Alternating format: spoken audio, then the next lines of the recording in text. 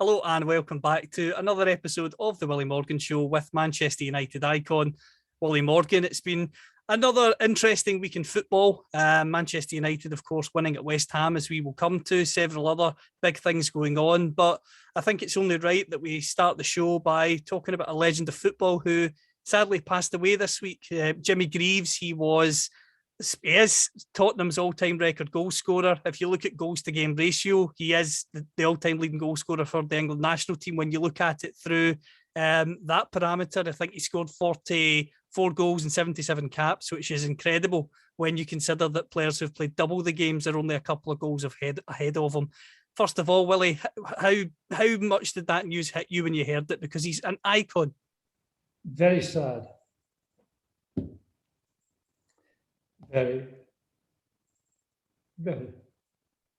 He was just amazing. Apart from being, in my opinion, the greatest British footballer of all time, and I mean of all time, he was the best. He was the genius. If he'd been Brazilian, they'd been ranked. Him and Pelé would have been ranked the same. He was that good. He could do everything, apart from goal scoring, which is phenomenal. He could beat people, he could pass. And he had this amazing, I think we spoke about him before, he had this amazing ability to be stood inside the 18-yard box with all these big, tough, hard defenders and seem to have all the time in the world. You know, most of us, you get in the box and it's like 100 miles an hour. He always seemed to have so much time. He was incredible, but he truly was. Of all the greats, and you know, there's been many. For me, he was the best. He was the best. He ranks with Pelé and Messi. He was that good, and nice, very nice man. And he was part of probably one of the greatest club teams of all time. The Spurs team, 1960, 61, they won the league. Geez, I remember them. There's only one player I can't remember, one of the fullbacks. It was Brown. Now, I no doubt, if there are any Spurs fans, you can correct me. Brown, Baker was one of the fullbacks. I can't remember the other one. And then it was Blanchflower, Norman, Mackay, Medwin, White, Smith, Greaves, and Cliff Jones. That was the team. And they played the most fantastic football. I mean, I was only 15, I just joined Burnley. And I went, you know, obviously when they came to play at Turf Moor, it was breathtaking. They were that good. And he was the best. So, you know, one of the tragedies, there's lots of tragedies, obviously. England, well, we know they won the World Cup. 66, 3 players got knighthoods. The referee got a knighthood, and the 2 linesmen got knighthoods apparently as well. Callum, I'm not quite sure, but there's a rumour that they got them as well. Anyway, and the rest of the team and the rest of the squad got nothing. Nothing. It's mind-boggling. Mind-boggling how they can give 3 players something and nothing for years. I can't remember now how long it was, 30 years, 40 years before they said, oh, well, you can have an OBE, MBE, whatever it is. And the tragedy that Jimmy Greaves, and he was the best, never ever got a knighthood. It's tragic, absolutely tragic. When you think of the dummies that they give these knighthoods to, people like Savile and Cyril Smith and other numpties, it's heartbreaking that he never, because he is the best English, without a doubt, and in my opinion, the best British player that ever lived. How can you not give him a knighthood? It's pathetic. So I don't know if anyone's listening out there, but even, I know he's gone, but never too late to rectify it. So get off your backsides and get it done. Whoever you are, faceless wonders, get it done. Anyway, that's my bit about Jimmy. Yeah, I truly liked him so much, and watching, I said at 15, I watched him before I played against him many times. So then became friends. He was just simply fantastic, a fantastic player. He could do everything. Was he a golfer? Was he someone that enjoyed golf? He did. He wasn't a great golfer, but he did. He did play a bit.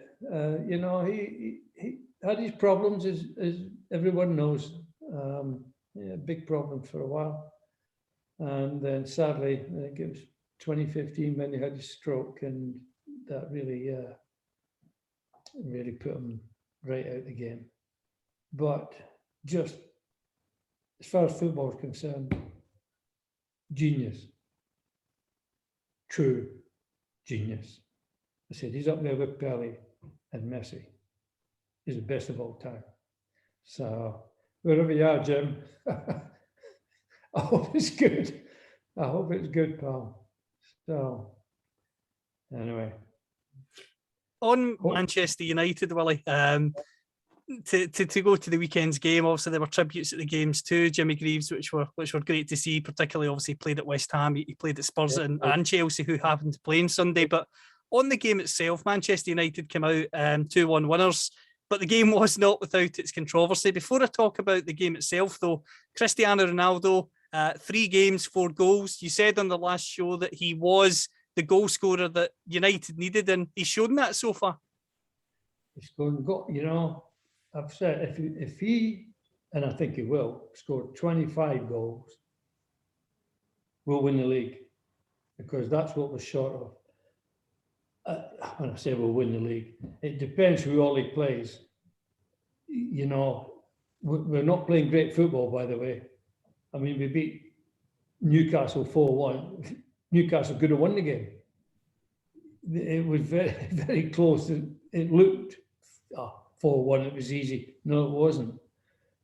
Because he's still got the rubbish that he had when he came.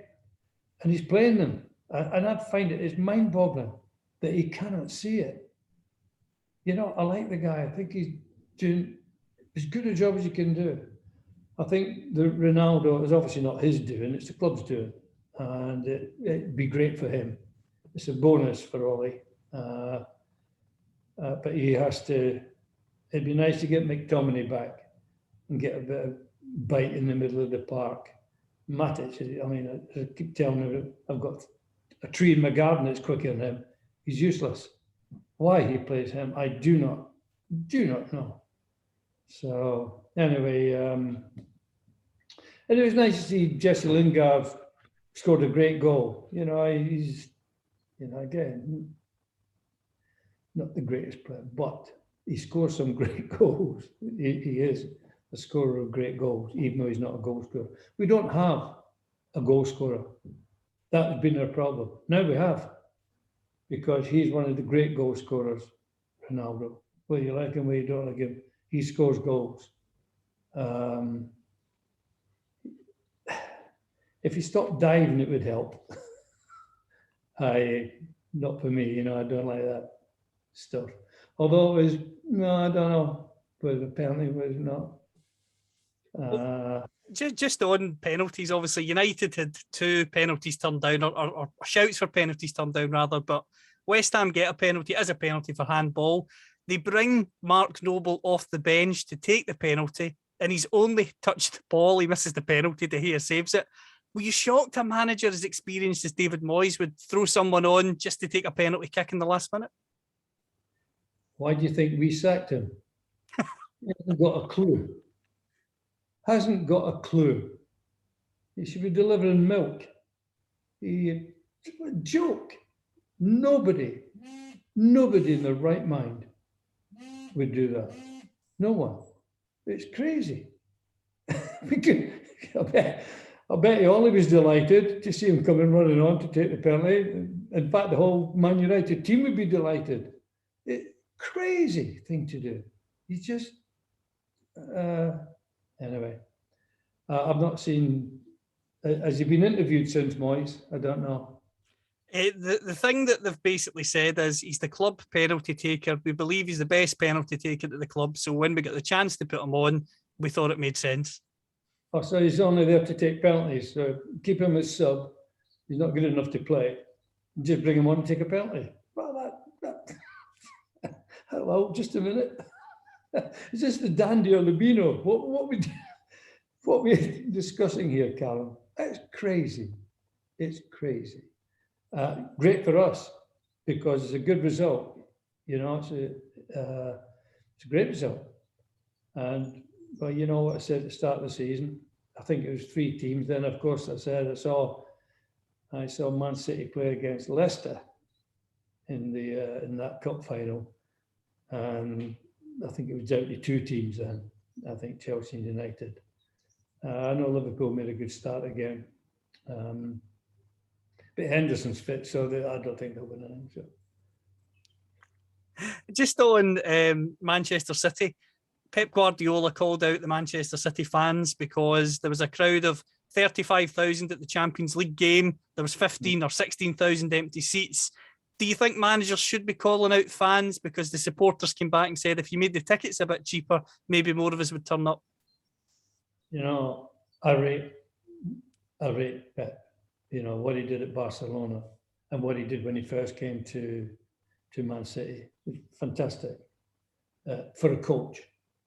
I think he's a very good manager as well. He's brilliant. But the crowd's got nothing to do with him. That's the club. The supporters he's got nothing to do with supporters. It's not up to him to do that. You know, when the directors, if they want to say something. But I agree with the supporters. It's ridiculous. You know, half the prices and fill the ground. It's crazy. It's so costly these days to go to a football match. You got to give the supporters a chance. So no, I'm with the supporters on this one. I fully agree with the grievance, and I think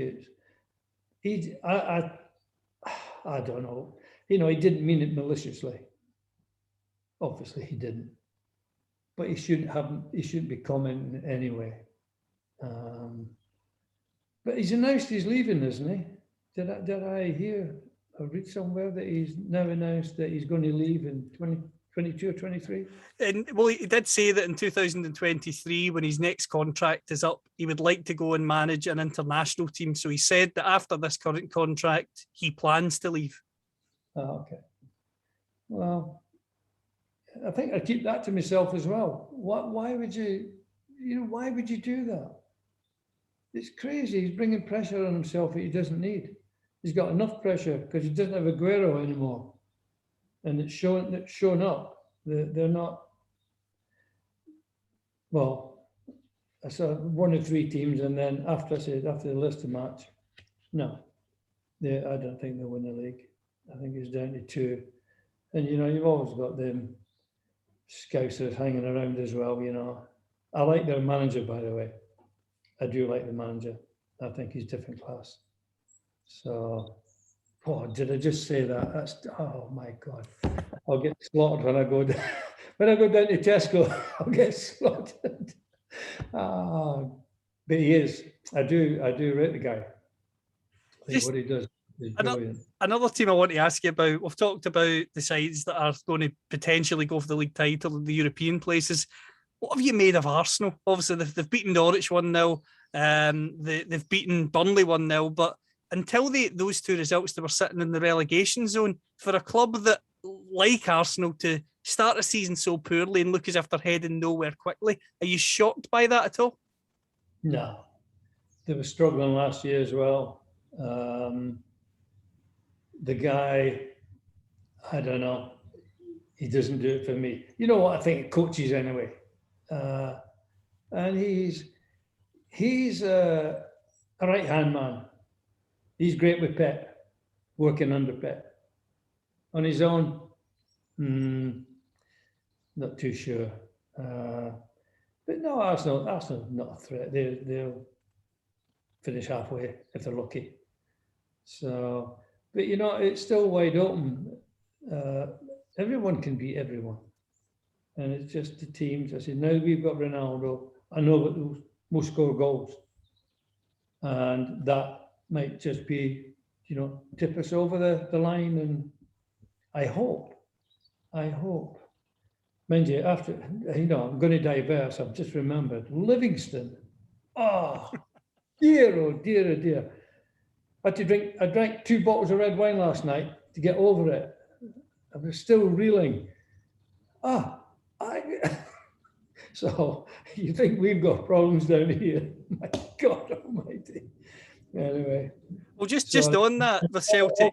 All the lads I know the lads down in Redden. I mentioned them, the NG Bailey lads, or the Scots lads that are down there working, and I know that most of them are big Celtic fans, and I know they watch the program all the time. And what can I say? Livingston, I thought it was a pub team. I didn't even know they had a professional team. Oh my God, it's heartbreaking. Anyway, sorry, Callum, I digress. No, just on that, Celtic have lost 6 out of their last 7 games away from home. What do you think? What do you think causes that? Could that be psychological? Is going away from home tougher than playing at home if you're a team like Celtic and you've got a far bigger budget than teams like Livingston? Should that be used as an excuse? A bigger budget than Livingston? I've got a bigger budget than Livingston. And Kay only gives me a tenner a week. My God, Livingston, that must be one of the worst results in the history of Celtic Football Club. Livingston, it's unbelievable. I mean, I was sat, okay, I roared. I let out this roar. She said, "What's wrong with you?" I said, "I'm sure I saw it. Maybe I've got it wrong, Livingston 1, Celtic 0. Oh, man. No, playing away from home, obviously, it's a little harder because with home support, every team loves home support because it does help, without a doubt. But when you're in a team like Celtic going to Livingston, 10-0, there's no difference. It's still the same. I used to love it because I've been out wide in the wing. I heard everything they called me. When you, I used to chat to them and say, "No." And when I, made a goal or do something, I said, "Well," I enjoyed playing away from home as well as at home. Some players can't, some players don't. There's no difference. It's the same thing, same ball. It's not the same surface, obviously, because some of the surfaces are better than others. But you shouldn't be worried about going to play at Livingston. You know what it is, Callum? We're not good enough. We said at the start of the season again. Where did they find this guy? Where did they find him? Did he come with a box of Smarties or something? I have no idea where they found this guy. So, no, I've told you, I'm going to get my suitcase out. I'm going to come up, get the job. I'll take you along as my right-hand man, and we'll get them back to where they should be. Well, it certainly needs turned around. And you talked there about surfaces. Manchester United obviously lost to Young Boys the Champions League in midweek. Celtic losing to Livingston at the weekend. Both defeats on artificial surfaces, the plastic pitch. Did you have any experience of playing on plastic pitches? And if so, what did you make of them? I did. Not here. Not in Britain. It was when I was playing in America. There was quite a few, including when I joined Chicago. They played at Soldier Field, where the Bears play, Chicago Bears, the American football team, and it was AstroTurf. But back then, if you fell on the AstroTurf, it would take your skin off. It was vicious. I mean, vicious. And it was soft. You didn't, you thought, nah, it'll be fine. And I remember the first time I was crossing the ball and he came in late and hit me, and I went down on my knee, and I looked down my knee, half my knee had gone, the skin. So needless to say, I never fell again on AstroTurf. I made sure of beating from a little bit further away. So, but no, I enjoyed it. And the new stuff, you don't get that. You don't get the burns and the thing. And for anyone who can play football, it's great. For someone like me, a Bestie, or Jimmy Greaves, who can dribble, it's great because you've got control of the ball. There's no bad bounces. There's no nothing. I enjoyed doing it, but if you're not playing on it regular, I said when in America I played every other week, obviously, because it's a home, and quite a few of the others had the AstroTurf as well. But over here, if you come across it, obviously it's a different type of game, and it is a different type of game. So, but it's not an excuse.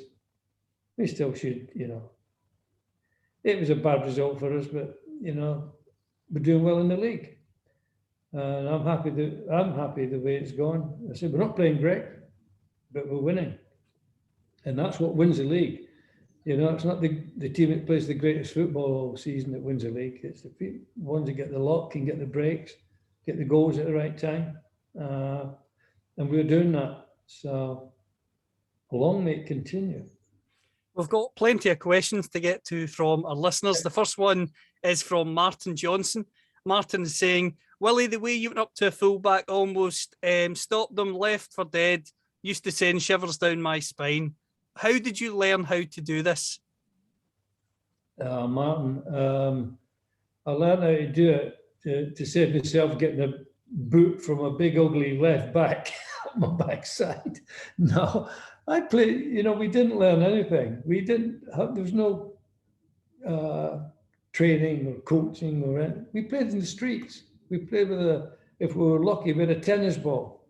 More than often, we had a tin can, and we just played in the street. Don't forget, Martin, there was no cars in the village, and it was a gas lamp. And we had one right outside our house, so we played under the gas lamp. No one taught me how to do it. It just natural. Through the years, they've said, "Oh, will you come and show the wingers, how to beat people?" I said, "Well, I can't do that because I don't know. I don't know what I'm going to do until I do it. I just react to whatever the opposite player, normally the fullback. Obviously, back then it was nearly always the fullback, and whatever, and it just came, just natural. There was no preconceived idea. So if I didn't know what I was going to do, the fullback certainly didn't know what I was going to do. So it made it easy. So that, Martin, that's all. I don't know. I just didn't learn it. It was just something natural. Luckily, it's better than digging coal, Martin. I can tell you. Next question comes from Jim. It's a two-part question, so we'll go with the first part first. When you joined United from Burnley, how much were you looking forward to playing with George Best? Was he a factor in you joining United? No, he wasn't a factor at all.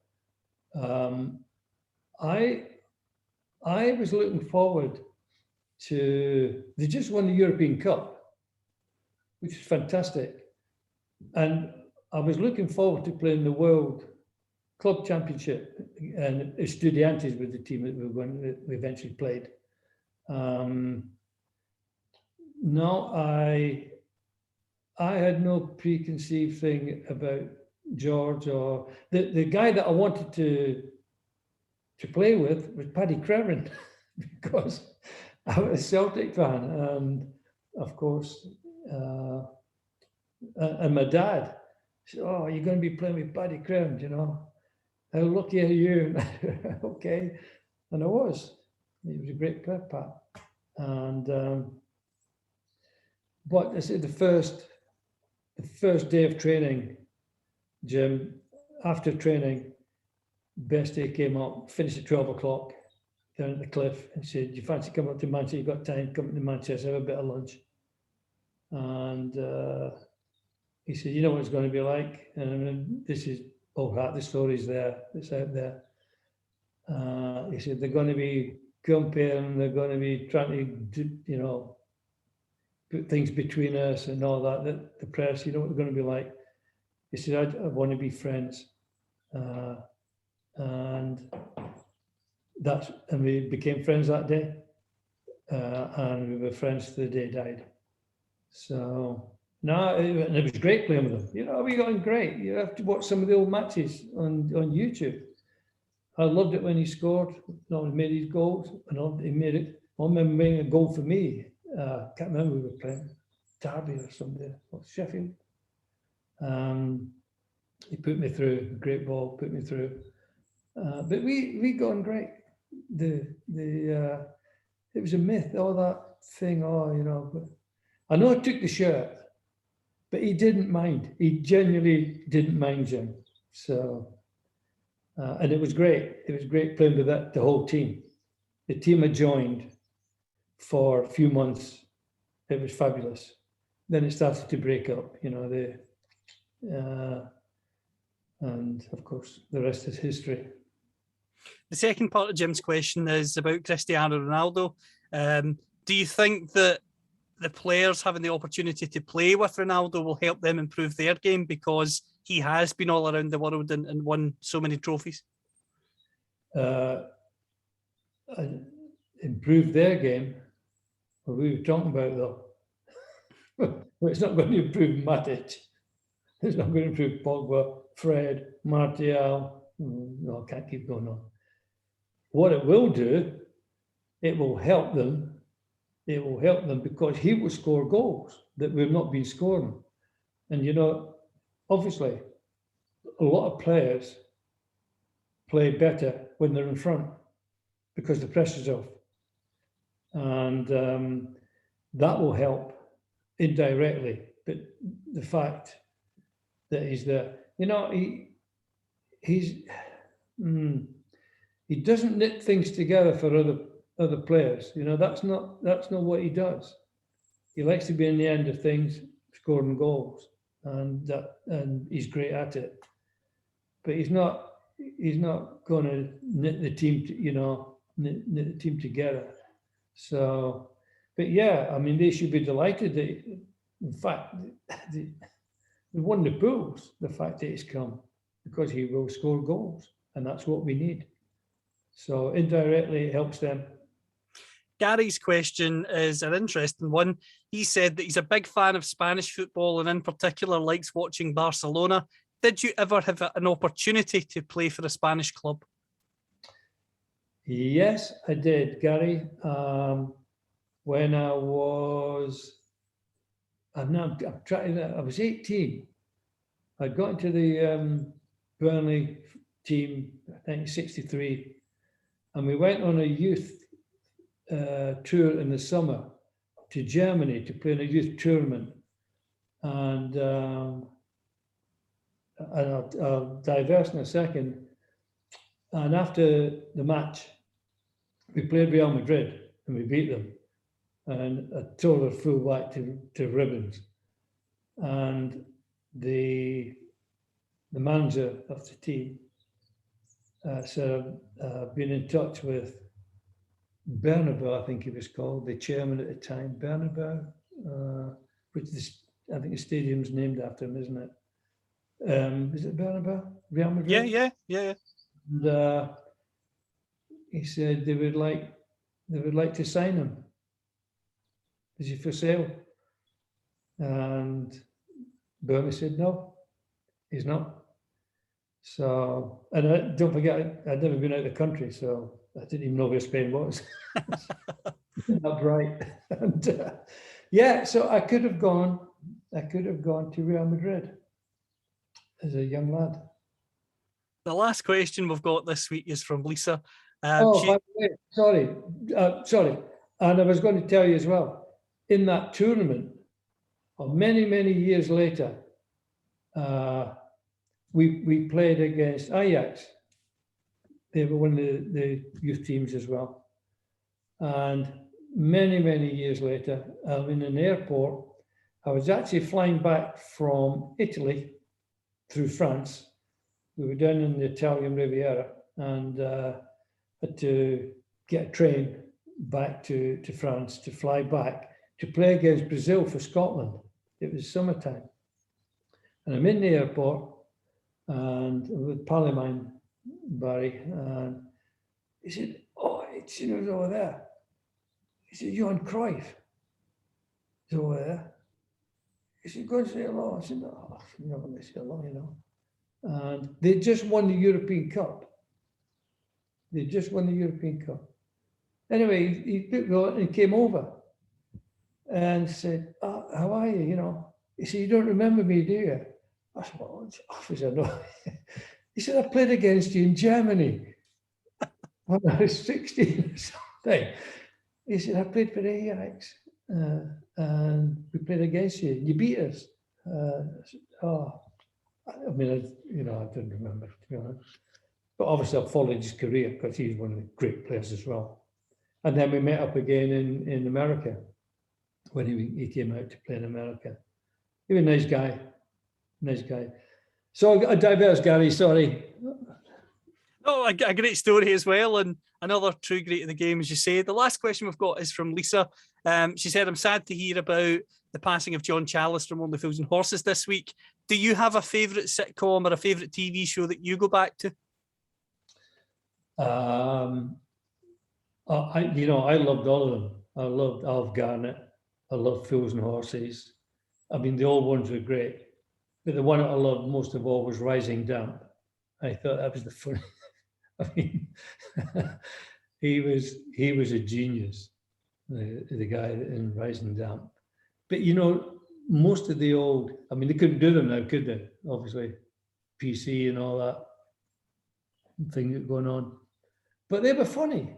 I love Fools and Horses. In fact, my wife Kay was just saying, "Do you remember that episode when he went into the bar and the barman put the lid up at the bar, the little flap, and he put his he didn't see him, and the open space and fell flat on his face." That was a great show, great show. So sadly, I never met any of the people from that one. But yeah, I loved it. Absolutely loved it. Yeah, sad. Sadly, I'm at an age now that every other week I'm losing friends.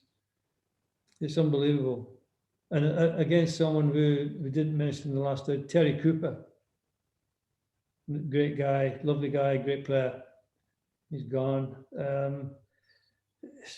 You're frightened to pick up the phone and frightened to watch the news because it's every week there's somebody. So it's very sad, very, very sad. Never mind. Life goes on, and what a wonderful September. More sun in September than we had in July. So, it's been great for my golf. So. Well, that's the main thing, is that the golf game's going strong, still watching the football, still getting out there. That's exactly what we all want to hear. And just before we go, have you got a message for the listeners? The usual, to all the people listening and obviously all the people watching, keep well. And keep saying these crazy times, and it is, because it's not gone.